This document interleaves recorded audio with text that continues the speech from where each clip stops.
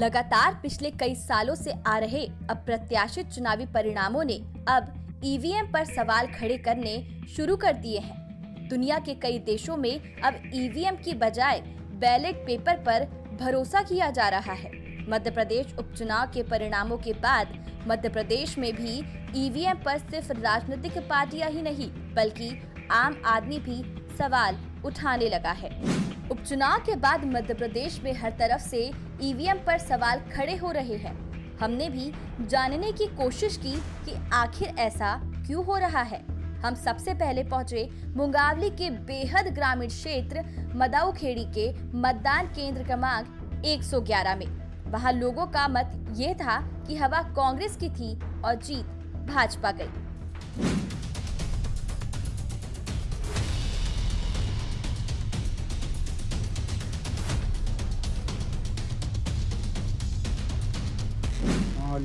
कांग्रेस ने करके जा रही वो जो ईवीएम मशीन है जो गड़बड़ी है वो पूरे चाय कांग्रेस में डली। हमारी औरत ने कही थी ये बात डाल के लौटी, फिर हमसे बोली कि इसमें गड़बड़ है मशीन में।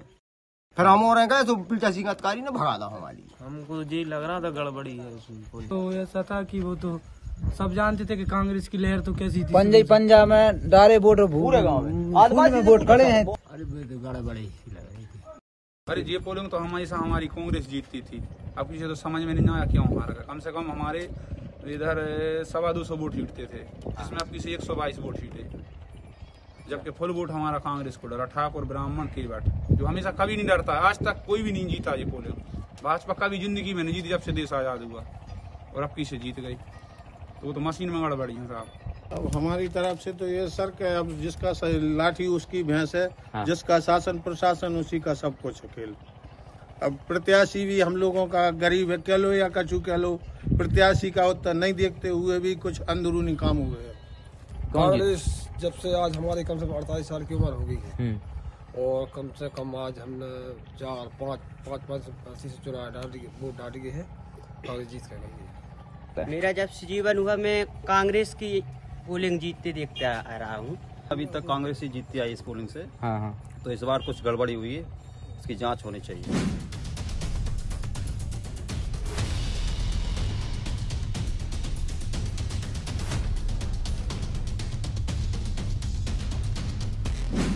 अशोकनगर में तो ये तक कहा जा रहा था कि भाजपा प्रत्याशी जसपाल सिंह जज्जी का यहाँ जमकर विरोध है और उनकी हार तय मानी जा रही थी, लेकिन जज्जी भी जीत गए। अब लोग डरी सहमी जबान में ही सही, लेकिन परिणामों को यहाँ भी पचा नहीं पा रहे हैं।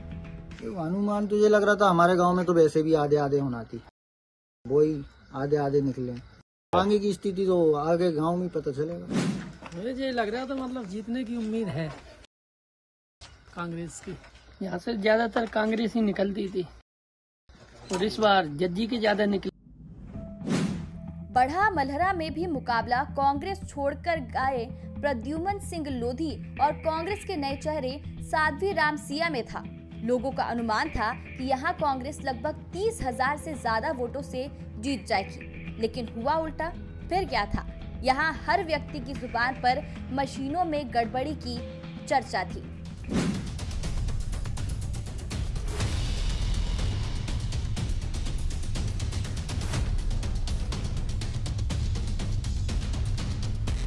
यहाँ पर तो हम लोग ये सोच रहे थे कि बहुत अच्छी स्थिति में कांग्रेस का प्रत्याशी जीतेगा। हाँ। ऐसा माहौल बना हुआ था पूरी विधानसभा में जी।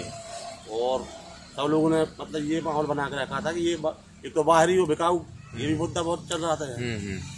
तो वोटिंग भी कांग्रेस के पक्ष में की, फिर भी बिक गया है तो उसने पैसे मुख्यमंत्री ने सीधे पैसा दिए, इसे उनकी बेसत्ताएं बन गए, नहीं तो नहीं बनने थे।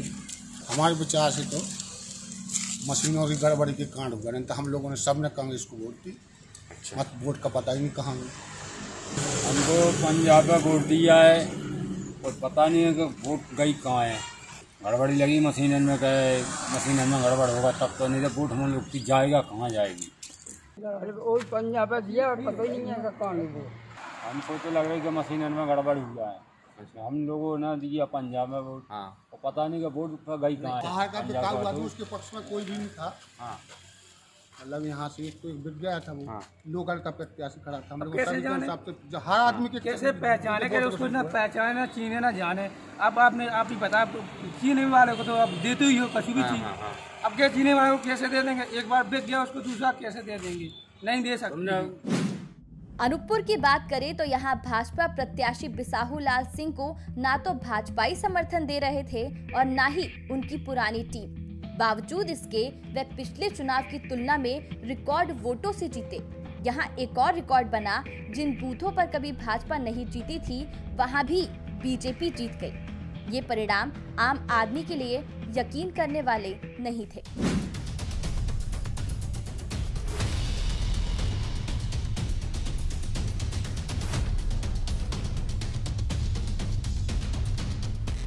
प्रत्याशी यहीं के हैं, हाँ, लोकलिटी था, हाँ, सब कुछ था, हाँ, लेकिन रिजल्ट जो चाहिए था नहीं आया। जनता ने वोट दिया है उनको। अब इनका तकनीकी कहीं न कहीं मशीन से या कि फिर दूसरे कारणों से हो सकता है, अभी ऊपर वाले अधिकारी जानेंगे, नेता जानेंगे, बस यही है। मशीन से अपन यदि बैलेट पेपर से होता तो हम चुनाव को बहिष्कार करेंगे। जब से ये एपीएम वोट रुझान जब चालू हुआ तब से हम लोग बीजेपी से हताश हो चुके हैं और हमको एपीएम न चाह करके हमको बैलेट पेपर वाला मतदान अगर हो तो हम कांग्रेस को आगे कनौ से बढ़ा सकते हैं और जिता सकते हैं। मुझे ये लग रहा था मैं 800-850 वोट से मतलब हम आगे रहेंगे, वो 200-250 के अंदर ही रहेंगे, ऐसा हमें लगा। और फिर इसके बाद गिनती जैसा हुआ वो बहुत बढ़िया गिनती हुआ, जैसा भी हुआ, लेकिन हमको ये शक है कि ईवीएम से ही गड़बड़ हुआ है ये बात। यहाँ तो सर ये लग रहा था हमको कि मतलब 150 के वोट पूरे पड़े, जिसमें से हमको कम से कम नहीं तो 800 के लगभग वोट मिलना चाहिए था कांग्रेस के लिए। बाकी अब पता नहीं इससे क्या हो गया कि जो ईवीएम के वजह से या कोई तकनीकी उसकी वजह से मतलब वोट हमको कम मिला है। मंधाता के दिनकपुरा गांव के बूथ नंबर 215 के भी परिणाम चौंकाने वाले थे, जो कांग्रेस प्रत्याशी का अपना बूथ माना जाता था। लेकिन कांग्रेस प्रत्याशी उत्तम सिंह का परिवार अपनी एक पैठ भी यहाँ रखता है। यहाँ बीजेपी प्रत्याशी को गांव में घुसने तक नहीं दिया गया था, लेकिन परिणामों ने यहाँ भी चौंका दिया और बीजेपी बूथ नंबर 2015 से भी जीत गई। ऐसे में मशीनों पर सवाल तो उठेंगे ही।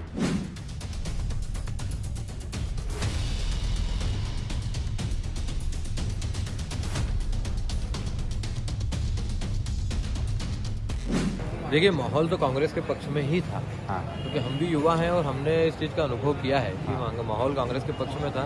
कहीं ना कहीं मुझे तो ईवीएम में गड़बड़ी का अंदेशा लगता है। जो उस पोलिंग को मैंने कभी कांग्रेस को हारते नहीं देखा था, वहाँ कांग्रेस की स्थिति ऐसी बनती हुई दिखी कि जहाँ पे कांग्रेस को 200, 250, 300 की लीडें मिलती थी, वहाँ कांग्रेस 50 वोटों पर सिमट रही है। तो कहीं ना कहीं इतना तो अंधेर नहीं हो सकती, क्योंकि जनता के प्रति जनता के कमलनाथ जी के प्रति विश्वास कांग्रेस में देखने को मिल रहा था और जो विधायक पार्टी छोड़ के गए थे उनके प्रति लोगों में आक्रोश था। तो उसके बावजूद भी अगर जहां कांग्रेस को इसी स्थिति में वोट मिलना चाहिए तो वहां 50 वोट मिल रहा, तो ये बचने वाली बात तो नहीं है। उत्तम पाल सिंह जीत सकते थे, क्योंकि बहुत कांटे की टक्कर थी और इतनी मतलब बीजेपी का संगठन होने के बाद भी लोग यहाँ बोल नहीं पा रहे थे कि बीजेपी बिल्कुल चुनाव जीतेगी।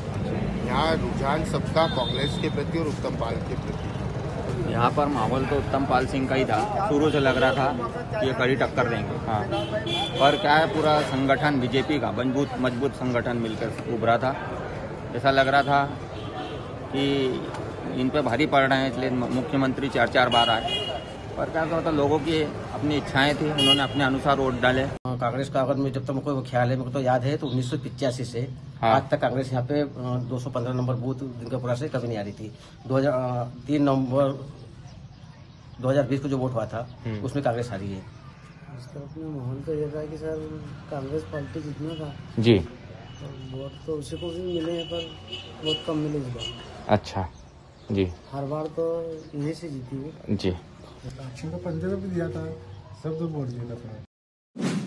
नेपानगर में बीजेपी की पूर्व विधायक मंजू दादू खुद कांग्रेस से भाजपा में आई। महिला प्रत्याशी सुमित्रा का विरोध कर रही थी। यहाँ पर अनुमानों में ये कहा गया था कि भाजपा की हार तय है, लेकिन एक अच्छे अंतर से ये हुआ कि भाजपा यहाँ भी जीत गई। लेकिन लोगों के मन में सवाल ये है कि आखिर ये हुआ कैसे।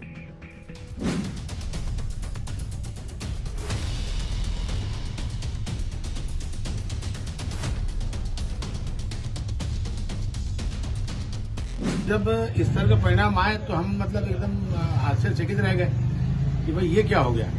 जिस व्यक्ति की 101% जीतने की लोग उम्मीद लगा रहे हैं, जिस पर शर्तें लग रही हो, और वो उम्मीदवार का इस तरह हार जाना, कहीं ना कहीं मुझे ईवीएम मशीन का कुछ नौटंकी नजर आती है। कांग्रेस मतलब बहुत आगे चल रही थी, बहुत आगे, मतलब आम जनता जब बोलती है तो रिजल्ट उसी के अनुसार आते हैं। लेकिन कहाँ कुछ हुआ, ये भारतीय जनता पार्टी और कांग्रेस के कार्यकर्ता, पदाधिकारी, आम मतदाता, इन सबको कुछ समझ में नहीं आ रहा है।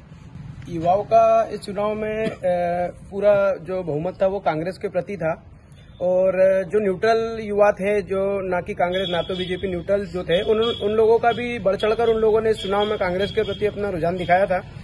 उसके बाद ये रिजल्ट आने के बाद जो स्थिति बनी है उसको लेकर सभी युवा भी बड़े आश्चर्य हैं कि भाजपा कैसे जीत गई इस चुनाव में। नेपाल नगर में जो भी हम लोगों ने जिस प्रकार से देखा, चारों तरफ क्षेत्र में घूम के देखा है, चुनाव के पश्चात हर किसी व्यक्ति ने हमें जानकारी दी कि कांग्रेस ही यहाँ से जीत रही है। परंतु ये आश्चर्यचकित वाले जो रिजल्ट आए हैं ये बिल्कुल चौंकाने वाले हैं। ये किसी प्रकार से किसी को भी हजम नहीं हो रहा कि इस प्रकार से कैसा तंत्र से 26,000 वोटों से जीतना, मतलब भाजपा का ये बिल्कुल नामुमकिन था। इसके लिए हम ज्यादा उम्मीद कर सकते 1,000-2,000 की लीड से कोई भी आगे पीछे हो सकता था, ऐसी उम्मीद थी हम लोगों को। यहाँ पर बड़े परिवर्तन का एक उदाहरण आपको यही देता हूँ। ये बूथ है 70, 71, 72, यहाँ 3 पोलिंग बूथ की यहाँ वोटिंग होती है जी। और यहाँ 72 जो पोलिंग बूथ है वहाँ बीजेपी का एजेंट भी नहीं बैठा था। मैं आपको एक छोटी सी बता रहा हूँ, और बाहर एक आदमी बैठा हुआ था। उसके बाद भी वो यहाँ से 70 से 80 वोटों जीत रहे, और यहाँ कभी वो चुनाव नहीं जीतते थे। ऐसे डाबिया खेड़ा है, हैदरपुर है, ऐसे कई बूथ हैं जहाँ से बीजेपी आज तक कभी उपचुनाव हो या नगर पालिका कोई भी चुनाव, हम कभी चुनाव नहीं हारे, पर इस बार वहां से भी हमारी स्थिति खराब रही। और ये मतलब सोचना ये चीज का है कि ऐसा कभी हो ही नहीं सकता था जो इस बार हो चुका है। जहाँ तक निर्वाचन के समय हमने देखा, जो भी पीरियड चला चुनाव का, उसमें बहुत सारे जो भी बीजेपी के लोग हैं उनको भी यकीन नहीं था, और कांग्रेस की तो बहुत अच्छी स्थिति मानी जा रही थी। मतलब हमने हमारे जीवन में पिछले जितने भी चुनाव देखे उनसे बहुत ज्यादा अच्छी स्थिति कांग्रेस पार्टी की थी कि कांग्रेस पार्टी के फेवर में रिजल्ट आएंगे। लेकिन पता नहीं क्या हुआ, कुछ लोग बोल रहे ईवीएम, तो ईवीएम पे ब्लेम करना तो कभी कभी ऐसा लगता है कि सही भी हो सकता है। सावेर में 2 दिग्गजों के बीच कांटे का मुकाबला था। ऐसे में माना जा रहा था कि हार और जीत का अंतर बहुत कम होगा, लेकिन तुलसी सिलावट भाजपा से चुनाव लड़कर रिकॉर्ड वोटों से जीत गए। सिलावट को ये वोट कैसे मिले, ये आम आदमी अभी तक समझ नहीं पा रहा है।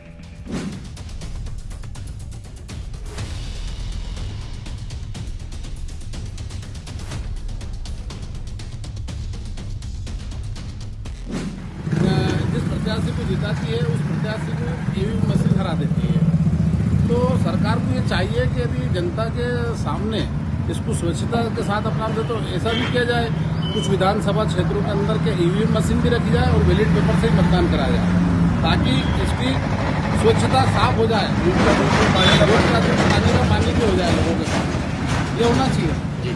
रहा इस बोली केंद्र का तो अब यहाँ पर हमेशा से कांग्रेस ही जीतती है, पर ईवीएम में ऐसा लगता है कि कुछ न कुछ हैंग किया जाता है या किसी तरह उसको अपने नाम से सेट किया जाता है, जिसकी वजह से यानी मतदान तो होता है पर वो मतदान यानी विपक्षी पार्टी की तरफ चला जाता है। जो अभी वर्तमान में उपचुनाव जो दल बदल की रणनीति हुई, उस दल बदल में जो उपचुनाव किए गए हैं उसमें हमारे कांग्रेस पार्टी का प्रेमचंद गुड्डू बहुत ही दमदार जाबाज कार्यकर्ता और जाबाज उम्मीदवार थे। उनको हारने इतने मतों से हारे, ये एक सोचनीय प्रश्न है। मैं तो ये सोचता हूँ कि हमारे विधायक कांग्रेस पार्टी 10-15 हजार वोटों से जीतती थी, उसके बाद विपक्ष की भारतीय जनता पार्टी यहाँ से 53,000 और कुछ मतों से जीती है, जो कि ये सीधा सीधा ईवीएम मशीन की गड़बड़ी नजर आती है। पर हमेशा कांग्रेस इस वार्ड से जीती आई है। इस बार पता नहीं ईवीएम का कमाल है, क्या पता क्या है जो कांग्रेस इस बार हरी है। मतलब हमें तो पूरी दाल काली लग रही है, पर ईवीएम का ही खेल है। आज तक नहीं जीत पाई बीजेपी, यहाँ स्पॉट से नहीं जीती, बाकी इस बार जीती। संतुष्ट तो हम हो नहीं सकते, क्योंकि जब वो काउंटिंग भी हुई वहाँ पर कांग्रेस के कुछ लोगों ने आपत्ति जताई, उस पर भी कोई डिसीजन ही नहीं लिया गया। वहाँ वहाँ पर उनके जो हमारे पोलिंग एजेंट थे उन्होंने बोला कि यहाँ पर 40-50 ईवीएम की सीलें टूटी हुई है, मैचिंग नहीं हो पा रहा है, बहुत सारा फंदाफाशी हुआ। उसके बाद जो मतलब पत्रकारों को भी बुलाया, पत्रकारों से भी, लेकिन कुल मिला के ईवीएम से हम संतुष्ट नहीं हैं। भले चाहे कुछ भी हो जाए, 1000-2000 से जीतेंगे गुड्डू, लेकिन जीतेंगे, ये फाइनल था। और हुआ क्या? और उल्टा हो गया। और कभी लाइफ में इतने वोटों से कोई भी विधायक नहीं जीता यहाँ से, सांगेर से। हमारी पोलिंग से मात्र 39 वोट जीते थे सिलावट में, और इस बार 219 वोट जीते हैं, मतलब कि पूरा दाल पूरी काली है। भांडेर में देखा जाए तो यहाँ पर भाजपा को भीतरघात का सामना करना पड़ा था। भांडेर विधानसभा के सिरसा गांव के बूथ नंबर 156 और 157 पर कभी भाजपा जीती नहीं थी। इस बार जाने क्या चमत्कार हुआ कि उसे इन दोनों बूथों पर जीत मिल गई।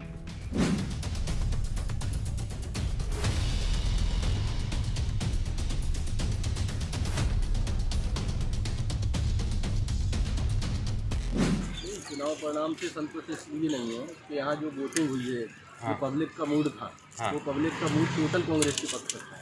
बिल्कुल इतना हर गांव में आप कहीं भी जाए वो हर जगह जीती इस तरफा था, और आखिरी में जो निर्णय हुआ वो उसके विपरीत हुआ। गड़बड़ी है मशीनरी में है, बैलेट पेपर से हो तो सही हुआ। सांची की कहानी भी कम चौंकाने वाली नहीं है।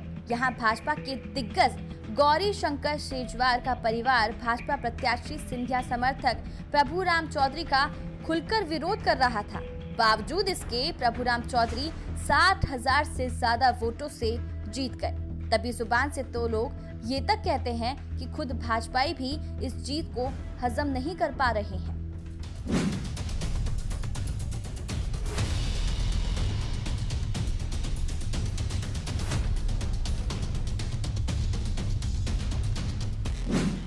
वोटिंग हुई पोलिंग नंबर 20 ग्राम गीतगढ़ पोलिंग बूथ से, जहाँ पे 850 वोट है यहाँ पे, वो 639 वोट की वोटिंग हुई। इसके बाद में अच्छी वोटिंग हुई, हमें उम्मीद थी 400-450 वोट कांग्रेस को जाएगा, लेकिन जब नतीजा आया तो वो चौंकाने वाला था। हमें विश्वास भी हुआ, हमें विश्वास नहीं, यहाँ तक बीजेपी के एजेंट थे, बीजेपी के जो कार्यकर्ता थे इस गीतगढ़ पोलिंग बूथ पर, उनको भी ये विश्वास नहीं हुआ कि हम इतने अच्छे वोटों से जीते हैं। जो कहा जा रहा है वो पूरी तरह सत्य है। मशीनों में गड़बड़ी हुई है, क्योंकि जहां मैं रहता हूं वहां अटल जी तक उस वार्ड से हारे हैं 150 और 200 वोट से, परंतु मेरा वार्ड में जो है इतने वोट ही नहीं है, और उस हिसाब से वो वार्ड हमें 25 वोटों से हराया गया। तो हम भी ये चाहते हैं उसकी बिल्कुल न्यायिक जांच होना चाहिए और आइंदा के लिए इस चीज़ पर अमल किया जाए। मगर इस बार ऐसा क्या हुआ कि सब लोगों से हमने चर्चा करी, वोट दिया और आखिर में रिजल्ट देख रहे 30 वोट से हार। और भविष्य में हमने तो जन्म से ही नहीं देखा जो पोलिंग बिल्कुल 25-30 वोटों से मतलब कभी हारते थे। कांग्रेस बीजेपी का गढ़ रहा है, जब भी 25 पोलिंग, अब तो 200 वोटों से आ रहे हैं। ये तो हमको बिल्कुल संभव ऊपर से जा रही सर, ये बात नहीं पची। अटल बिहारी वाजपेयी जी भी हमारी इस पोलिंग से हार गए, तो ये बात को हम हजम नहीं कर पा रहे हैं बिल्कुल भी, कि ऐसा इसकी निष्पक्ष जांच होना चाहिए, वो बिल्कुल हजम नहीं हो रहा है। माहौल अच्छा लगा, बिल्कुल कांग्रेस की लहर थी पूरी, ऐसा लग रहा था कि कांग्रेस आराम से निकल जाएगी, और उसके बाद भी रिजल्ट जो आए उसके विपरीत आए। बीजेपी प्रत्याशी खुद ये नहीं कर पा रहा है कि मैं इतने वोटों जीत गया, इससे अंदाजा लगा सकता है कि क्या स्थिति थी और परिणाम कितने विपरीत आए। सर जहाँ 280 वोट हमारे खुद समाज के हैं, इसमें से 30 वोट का 250 वोट पंजे पे मिले थे। उन वोट आज भी कसम खाने के लिए तैयार है कि हमने पंजे में दिए। वोट का पता ही नहीं, 250 वोट से पोलिंग भी जीत रही है टोटल, और जिसमें से 1800 वोट हैं। हमारे यहाँ पे पोलिंग पे कांग्रेस का ज्यादा माहौल था। तो हमारे ठाकुर समाज के साथ के समाज के साहू समाज के जो वोट डले हैं वो वोट पूरे डले हैं, और लेकिन उसमें गिनती हुई तो हमारे वोट कम आ रहे हैं। वहाँ 400, 450, 500 के लगभग वोट डले हैं, लेकिन हमारे वोटिंग आ रही है 326। मध्य प्रदेश विधानसभा के इन चौंकाने वाले परिणामों ने एक बार फिर ईवीएम पर सवाल खड़े कर दिए हैं। लेकिन सवाल ये भी लाजमी है कि क्या आने वाले चुनाव में ईवीएम के बजाय बैलेट पेपर से चुनाव की मांग चुनाव आयोग स्वीकार करेगा, या फिर देश में लोकतंत्र को बचाने के लिए एक नए जन आंदोलन की जरूरत पड़ेगी। देश हित में एक आम आदमी की रिपोर्ट।